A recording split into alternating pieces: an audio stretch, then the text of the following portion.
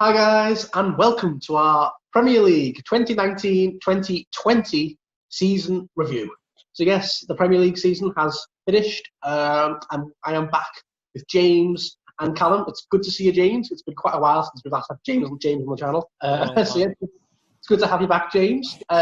So we're here to do our review of the 2019-2020 Premier League season. So just like we always do, we're going to start off with Brighton, then go to Newcastle, then on Liverpool, and then we'll go over some other things throughout the season. And I will put video chapters down below if you want to just get to your part of the club, so like Brighton, Liverpool, or Newcastle.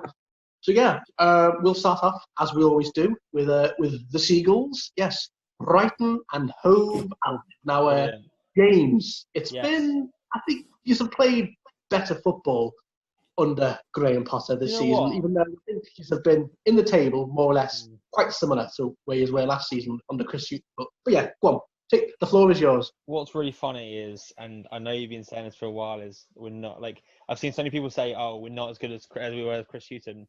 Nah, if you look at the stats from last season to this season, it's so much better. Like for a start off, 15th place, not too bad in the sense of kind of we had a bit of a we before lockdown we hadn't got a single win in all of 2020. And then I think if it wasn't for the lockdown, I think Brighton would have gone down. I think. Don't laugh at me, Callum. Sorry. But because Potter's got like a degree in sports science and has come on, basically because he's basically spent lockdown looking at the mentality of the players and actually like working with their kind of the mental health side of it and stuff. And I think that's made us even better. The fact that our only defeats were against Liverpool, Man City and Man United. We beat Arsenal, Norwich and Burnley and drew against Southampton and Newcastle. I'd say we're probably one of the best teams post-lockdown, in my opinion, which is why we managed to put us on that table. 41 points, the highest we've ever got. Same amount of wins as last season, but with 5 more draws and obviously 5 less losses. We scored 4 more goals this season with 39, and we conceded 6 less. So in terms of we play a lot more attacking football. I think Ryan's been solid for ages. Dunk, Webster, and Burn. Dunk, Webster, Burn as like a 3 with Burn campaign left back as well. I think Burn's been incredible. Everyone kind of wrote him off saying he won't play at all. But he really came into his own. Trossard's done great in his first season. Morpay, top scorer, 10 goals. Absolutely smashed it. And that was his first season in the Premier League, so who knows what he's going to do next year. Connolly, youngster, he did pretty well, scored 3 or 4 goals. Great goal against Burnley yesterday. Really good individual goal. Looking forward to see what he does next year. But yeah, in terms of how we did, I'm pretty proud of Potter. I said in our first video that I think Potter's going to do really well, and I'm glad that he delivered. Some really great parts of the season, really bad parts. But we, in the games we lost, we didn't lose by a massive amount. We lost 5-0 to Man City, and it's probably our heaviest defeat. And that's against a team that, at that time, that lockdown and stuff, probably I'd say Man City were the best team post-lockdown, in my opinion. So to lose with him like that is, you can't fault it and stuff. I think they brought him in for a reason, and this season was to start putting it into place. And next season, I think we're going to smash it. So yeah. Yeah, I do think Brighton. I think when Brighton play well, I think is a very, very good side. But like I said, it's been so on and off. But I think if Brighton do play well, same with Newcastle really. Well, when both of those teams are in their fortes, I think you could easily get into the top, or maybe not. Well, if I think top half team, like 10, 9, 8 maybe next season. But we'll discuss that obviously in our prediction video for next season. But yeah, I think Brighton are a very good side when they play well under the philosophy that Graham Potter's going to set up. But yeah, done well. So can't complain, Anything you want to add, Callum? Or? I don't know. It's been a bit of a nervy before Christmas for Brighton. And again, similar to last season. Well, I know you won yesterday against Burnley, and but if you hadn't, then you would only have been like 4 points out of relegation. So you were quite close again to being down there. One or two other fixtures that didn't go your way, you'd have been down there. So yeah, it just shows the mentality of our players and stuff to kind of, you were having a really poor run and stuff, but they kicked it into gear and stuff. They got the results we needed, and we secured safety. It doesn't really matter how many points you're away from the drop zone. We survived. We move on to next season, kind of thing. We can build on it and stuff. So yeah. Well, here's hoping that Brighton can have a better season next season. I suppose. I bloody hope so. To be honest, I bloody hope so. Yeah, I can see that, but I think in that sexy blue home shirt. I'm getting that kit. I'm getting that kit now. It looks so good. I can't wait. It is. That's a very nice home shirt. I want to see you wearing it for that prediction video in September. Yeah. Let's hope so. Okay, is that everything for Brighton then, James? I believe so. Okay, well, yeah, all right. Hopefully, you can do better next season. I think once now you've got the first season underway, hopefully you can get like a proper good mid-table start next season, not like be close to the drop zone. Okay. Yeah. All right, then on to the Magpies. Yes, with Callum. Yes, so your first season under Steve Bruce. I think a lot of people, when Steve Bruce got the job, everyone was like, "Ooh, Steve Bruce, he's going down," because he hasn't got a very good track record with other clubs. But I think he's have done pretty well. I mean, I think it's done very similar to how in table wise with Rafa last season, but I think it's been okay season for Newcastle fans. But I think they might want to start getting better results next season. But go ahead.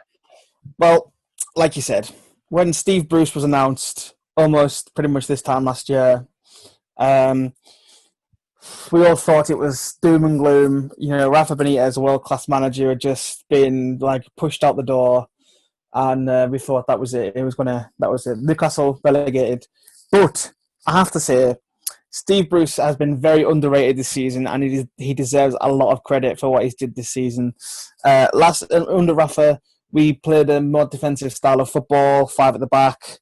Under Steve Bruce, we changed it up. We went more attacking. We played arguably more attractive football with Saint-Maximin and Almiron and people like that picking it up this year and actually making a difference this year. Saint-Maximin was a great signing for us.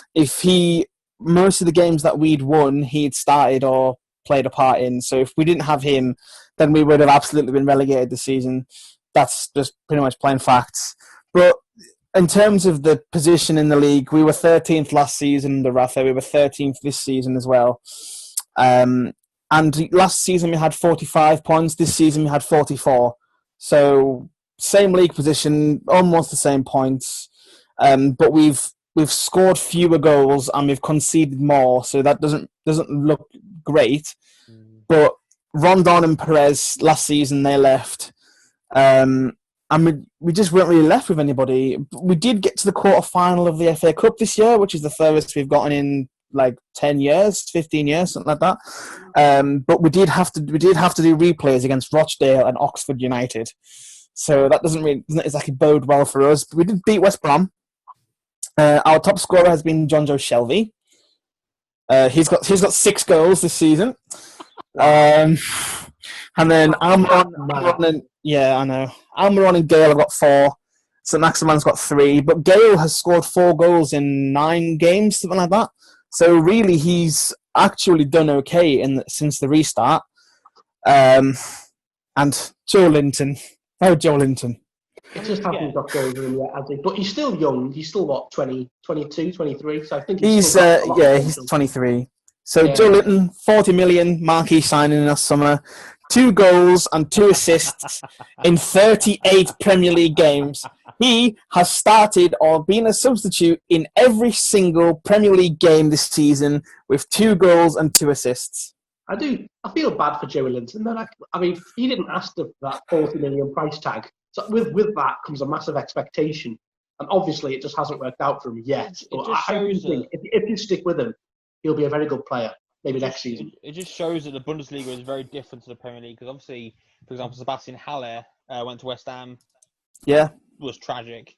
pretty much the same. Yeah. You know, so it's really hit and miss when it comes to that. So, but you know, Firmino has done well since the Bundesliga stuff. So. Well, yeah. The thing is, Joe Linton didn't really have that good of a record at Hoffenheim either, but we still took the risk on him, and you know, the signings this season. Who else can I name? Andy Carroll. He came back. He hasn't scored in the league, but he does have our most assists with 4. Only 4 assists is our top assist. That's ridiculous. Wow. St. Maximin has joint most. He's got 4 too. But this season, although we've done technically worse by goals conceded and less goals scored, we've had victories against Spurs, Man United, Chelsea. We beat Sheffield United twice. We drew with Man City. So we had good results this season. It was just sort of the teams like Watford that we lost to, Brighton, I think we drew twice with. I mean, those games could go either way. We lost against Norwich both times. Villa once, and we lost to, and then we drew with Villa as well. So it's just like the teams that were below us, we struggled against. Wait. Norwich did the double over yous. Norwich did the double over. I think Wow. I think the second game might have been 0-0, but they beat us 3-0 in the first game. Carrow Road, yeah. I'm pretty sure it was a Timo Pukki hat-trick as well. A Timo Pukki show. Right. But I was saying to you the other day, I think James will agree. I think Newcastle's biggest problem is just goal scorers. You don't have any at the minute. I mean, Shelby should not be your top goal scorer. It's what? It's no. So I mean, you really need to get Almiron and St. Maximum firing next season. Otherwise, you're just going to be in mid-table again next season. You need to sign a proven striker. That's the end of the day. You need a proven striker. Well, for the last 4 months, since pretty much lockdown started, we have been in a takeover saga with the private investment fund of Saudi Arabia. And everything was supposed to have been sorted. It's with the Premier League and the owners and directors test or whatever. But we've just not heard anything so far. And there's loads of different piracy and human rights things and everything that is potentially stopping the deal from going through. So at this point, I don't really know if it's going to happen. But since then, we've been linked to world-class managers and players, Coutinho, Bale, Cavani, Mertens. I could list off so many people, but it's all speculation, and that's if the takeover actually happens. So all I can think, you know, like for this small space between the new 6 weeks between the start of the new Premier League season is that we need to get some signings in. But with Mike Ashley, he's just not going to give us any money, especially seeing as though he's got 1 foot out the door. He's not going to want to spend a lot of money on marquee signings when we could be getting new owners soon.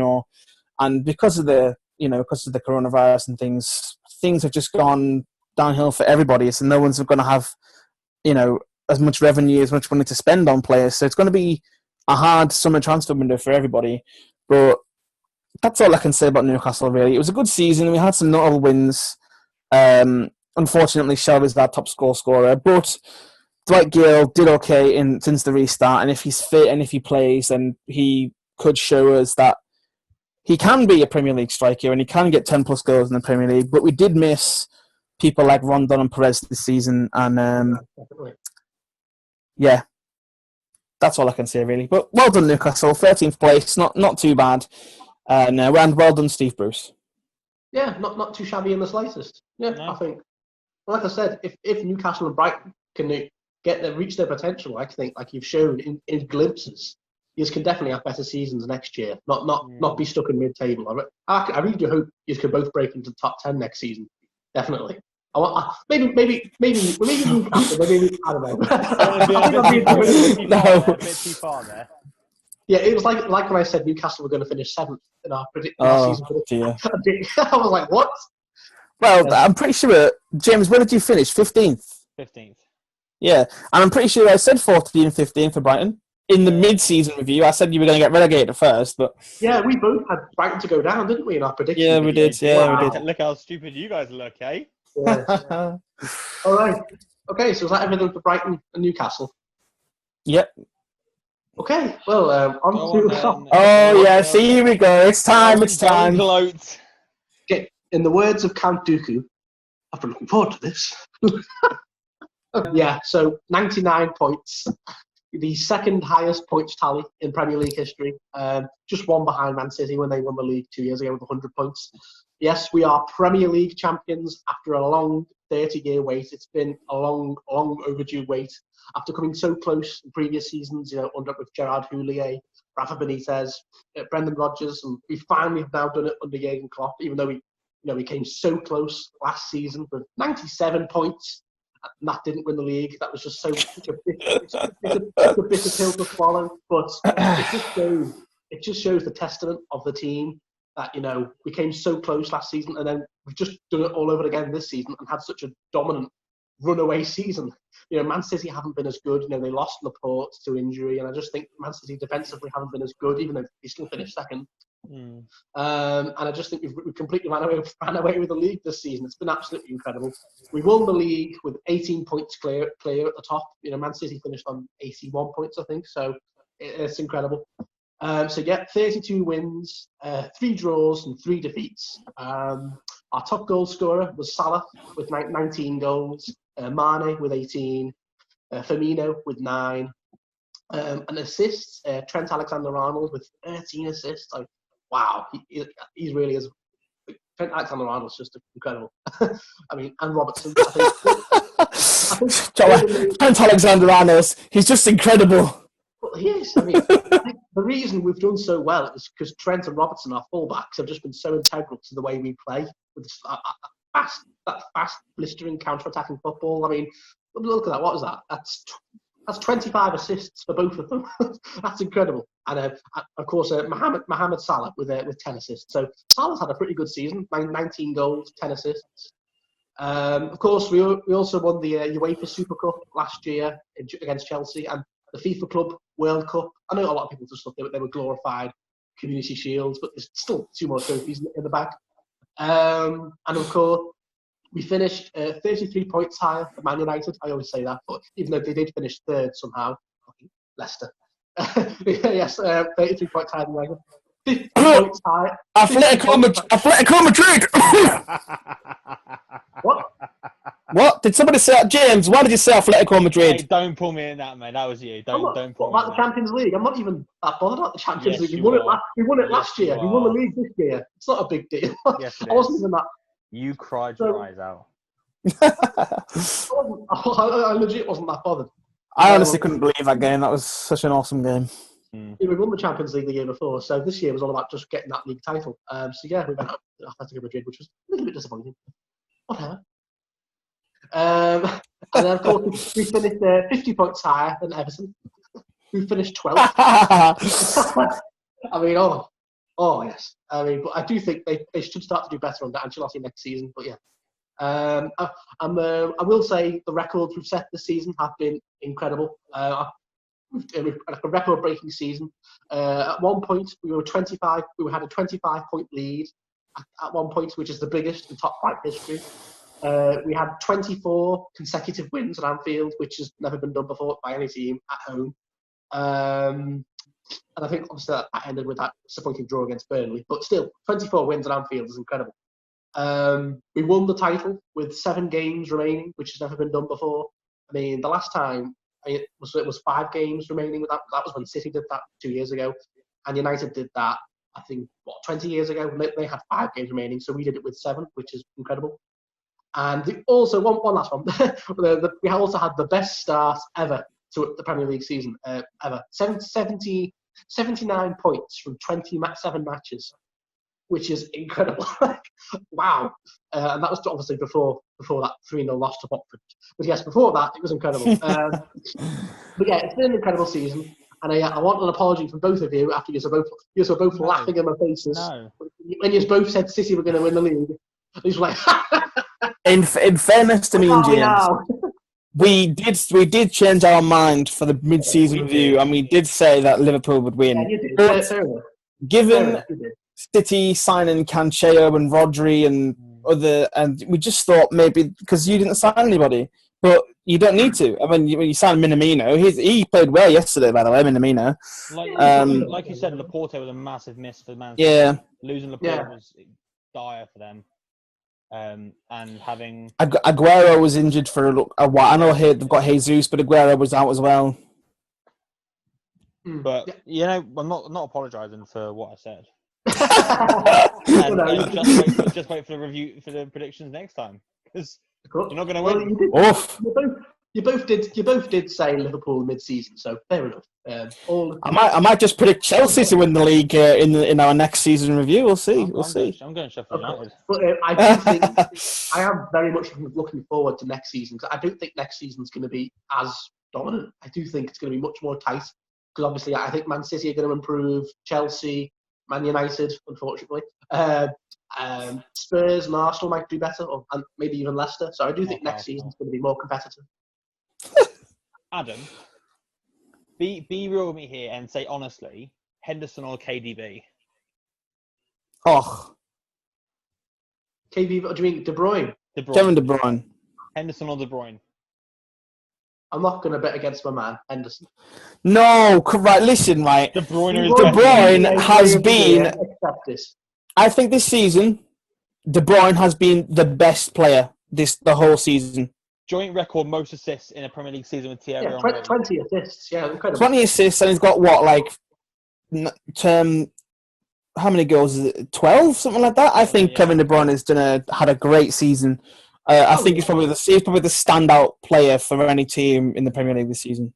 But I just think because what we've done and how far Henderson's come. When we signed him 10 years ago under Kenny Dalglish, he was terrible.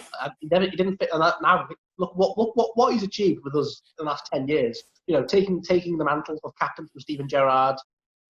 I just think he's just such a very solid midfielder, and I love Henderson. If he's the first Liverpool player ever to lift the Premier League and the Champions League. So yeah, I'm sorry. Not for a long time. But he's a Mackham. He's a Sunderland guy. Actually, I don't like him. I hate him. He's from Sunderland. He played for Sunderland. I'm a Newcastle. Look at this. Yeah.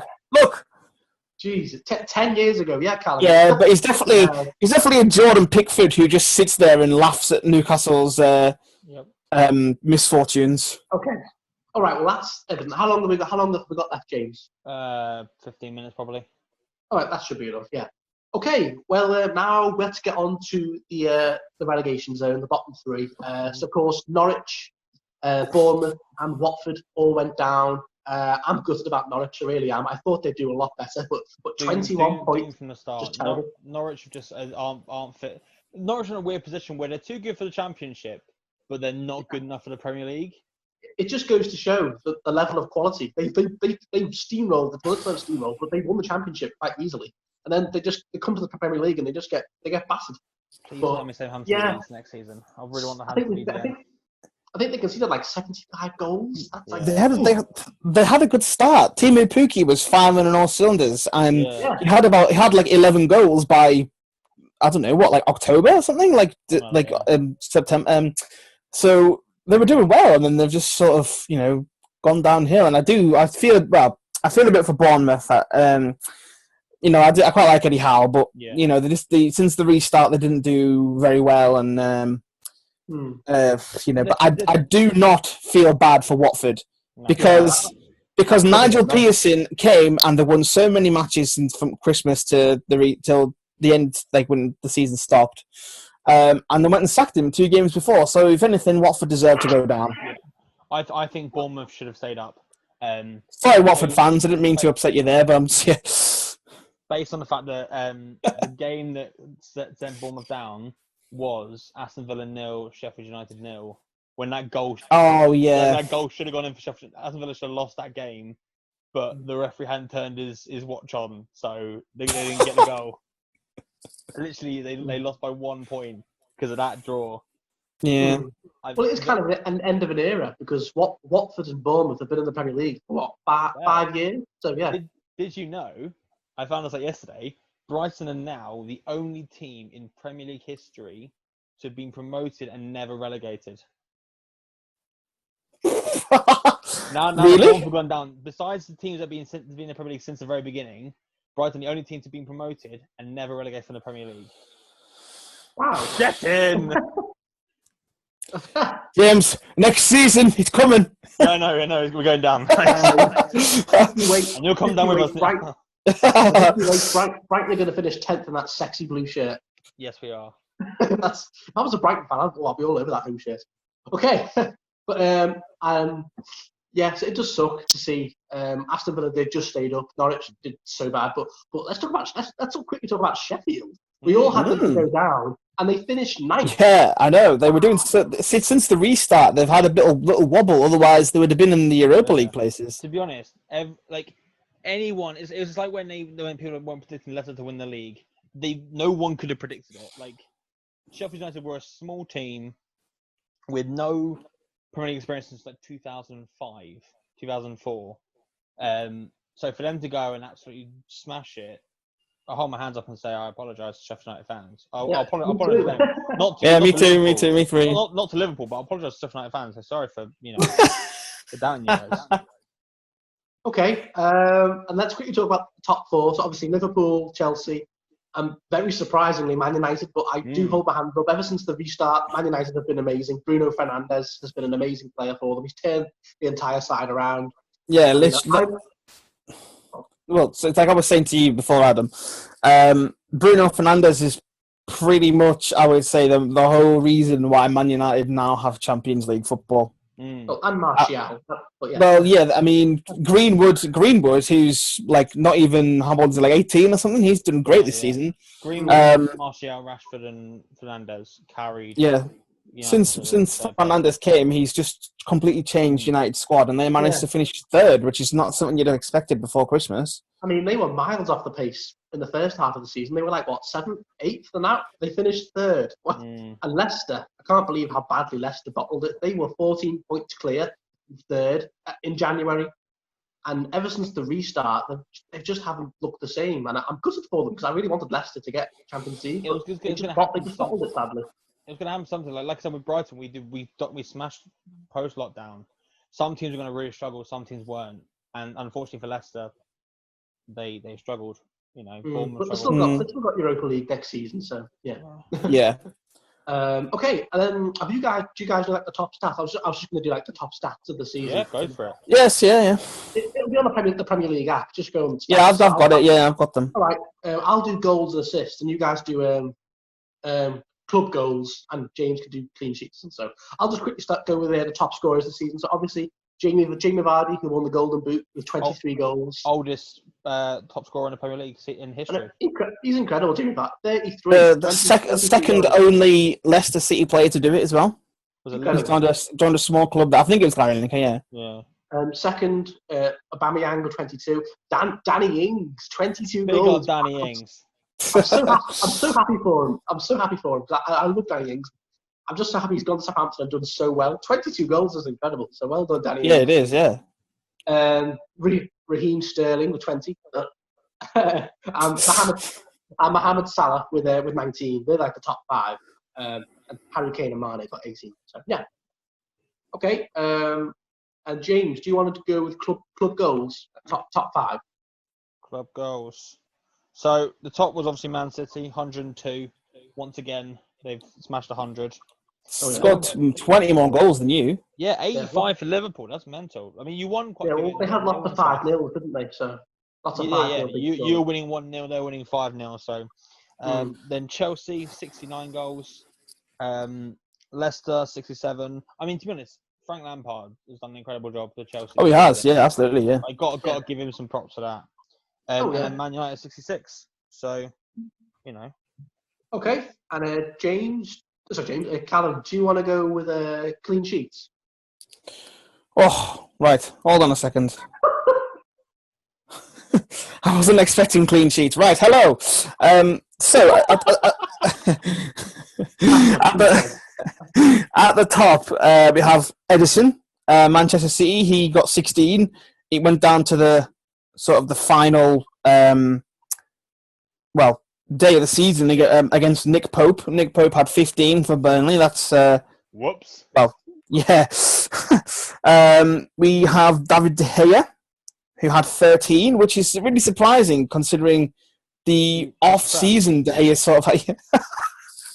he's trash. David De Gea is trash. Wait, he's not as good as he used to be. Rui Patricio had 13 as well, so he's got the same as De Gea. Dean Henderson, Sheffield United, he had 13 as well. Probably the best goalkeeper this season, besides Edison. I'd say it's Edison, then it's Dean Henderson. I think. Dean Henderson, yeah. Smashed it. Will he be at Sheffield United next season? Probably not. They'll probably keep. I think he should be England's number. No, I think you've got 15 clean sheets this season. You've got 13, mate. Pipe down. Yeah, you've got 13. It's here on the list. I'm reading it. What? Well, this is team clean sheets, but yeah. So, right, okay. Allison, not Allison. West Ham boy got you cut assists. What's his name? What's the goalkeeper's name? What? Adrian. Yeah, that's it, Adrian. Oh, Adrian, right? Yeah. Yeah. He had some clean sheets. in the 3 games he played. Yeah, Adrian to fill in for Alisson, didn't he, for a few games? Yeah, he did. Yeah. So, yeah, he did all right. Apart from the Atletico Madrid game, yeah. Alisson has 13. Kasper Schmeichel has 13. And then that's it for goalkeepers. Martin Dubravka has 11. Just in case you're wondering. But yeah, that's that pretty much does it for the individual clean sheets. The club, yeah. Okay, and then we'll finish off. We got 9. You got 9. We got 9. It's not bad at all. All right, and we'll finish with assists. So yeah, top assist obviously Kevin De Bruyne with 20 assists. 20. He's got 7 more than Trent. I know, and second is Trent Alexander-Arnold with 13, but 13 assists still very good. It's funny, the next 3 are Liverpool players. Andy Robertson with 12, Mohamed Salah with 10, David Silva, of course, who now left Man City, with 10 assists. You know what? David Silva's probably one of the best Premier League players of the last. Oh yeah. Oh yeah. He was the start of City's boost. Yeah. Really, he's been there for a decade. He's played over 300 games. Yeah, he's pretty much a legend in the Premier League. City are going to miss him. You're going to really miss him, I think.